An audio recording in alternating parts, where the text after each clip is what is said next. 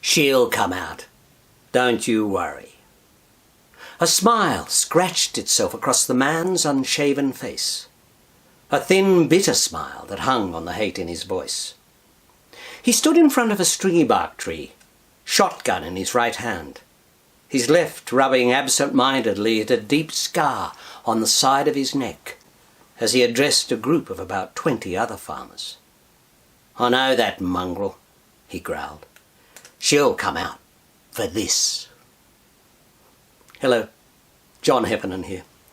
These are the opening lines of the very first novel I published many years ago, Spud, the story of an Australian farm dog so badly treated by her owner that she becomes a wild dog. I won't read on anymore, because what I really want to do in this session is to use this novel to showcase what I consider to be a key skill for becoming a story creator.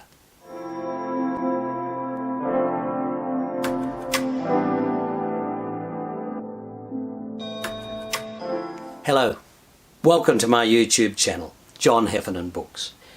In an earlier session, titled Attitude Matters in Story Creation, I focused on how to develop what I call a head for tales, a mindset whereby you come to see the world in terms of stories, narratives, scenes and scenarios, etc.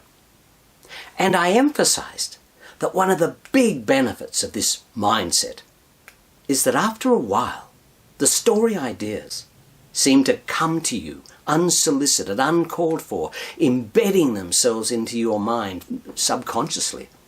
It's a form of creative thinking without thinking. Now, in this session, I discuss a book of mine that came to me in exactly that way, virtually out of the blue. A book that has not only been an award winner for me, but a constant seller for 23 years and still going strong. Spud. Yes. As I said, this book tells the story of a work dog forced to become a wild dog. The main man in the story, a farmer called Jim, is cruel. He's cruel to his wife, he's cruel to his daughter Kylie, but he's particularly cruel to his dogs. He beats them when they step out of line. Kylie loves the dogs and hates what her father does, forever begging him to stop, but it only gets worse, until one day he totally loses it and decides to shoot Spud. When he appears with his gun, Kylie is there. "No, Dad," she begs. You can't do that." Red-faced and furious, he shoves her out of the way, aiming his gun straight at Spud. But before he can fire, Kylie races across to Spud, unclipping the chain. Spud runs for her life up into the heavily timbered mountain country that surrounds the farm. It's here that she meets the mysterious sandy-coloured dog, a dingo. She runs with the dingo, she hunts with the dingo, and she has babies by the dingo.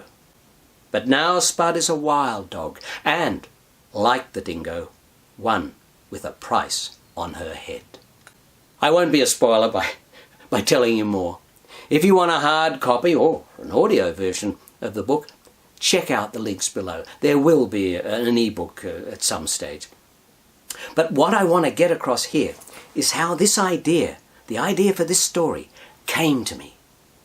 No, actually, not how it came to me, how it was given to me by none other than my own Spud, the dog this novel is named after, a wonderful blue heeler who became a real mate. You might not realise that, but I've been a farmer most of my working life, running a sheep and cattle property in northern New South Wales, Australia. I was riding up into the mountains early that morning on my horse Elvis, Spud following, the mist just lifting from the valley. Our job? To muster a mob of about 300 cows with calves at foot. It should have been easy, an easy job, and it was to begin with. I yelled and yipped to get the cows moving, and while Spud nipped at the heels of any of the ones who didn't want to cooperate. Soon the mob was on its way. But then a little problem arose. One calf had an injured back leg and could only hobble, the mother staying at its side. Spud didn't like this one bit and nipped at the calf's heels, scaring and confusing it, and infuriating the mother. She attacked Spud, which only made things worse. Heelers love a good fight. I yelled at Spud to stop, but she was having too much fun, so I rode right up to her and let her know that I was serious. That's when the cow turned and charged, her big Texan horns lowered. I just managed to wheel Elvis out of the way.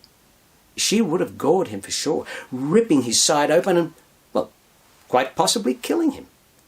I rode well away from the cow and calf. When Spud followed, I leapt off Elvis and grabbed her by the scruff of the neck. Look, I was so angry with her for putting Elvis in such real danger that I wanted to give her a good whack or something like that, but I was stopped in my tracks by the look in her eyes. Those beautiful big brown eyes were staring up at me, filled with a mix of trust and confusion. You wouldn't hit me, would you? They seemed to say. And in that instant, the idea shone like a beacon. Right about a work dog, so badly treated by her owner that she runs away into the wild. Yeah, I know it's a story that's been done before.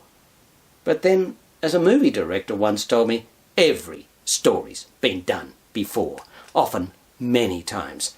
It's how the story is handled that makes all the difference.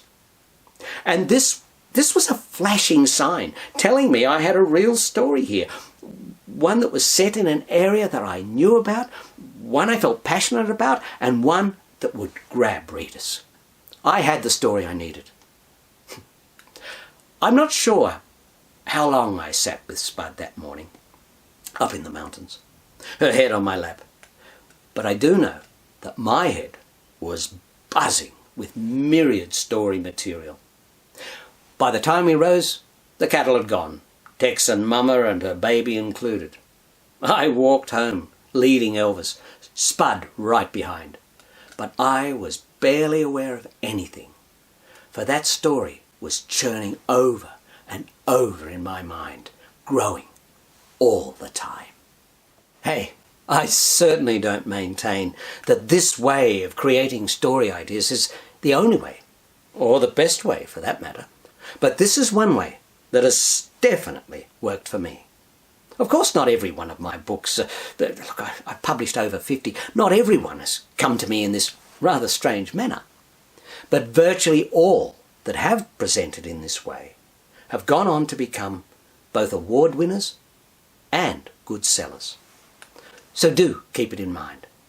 And maybe even check out that earlier session I mentioned, Attitude Matters in Story Creation. And if you want more of Spud's Tale, follow the links below for either a hard copy or an audio version. I think it's a story that will touch your heart. Spud the pet, Spud the companion, Spud the work dog, Spud the wild dog, Spud the mother, Spud the hunted. Okay then, that's it from me. See you next time. Yeehaw.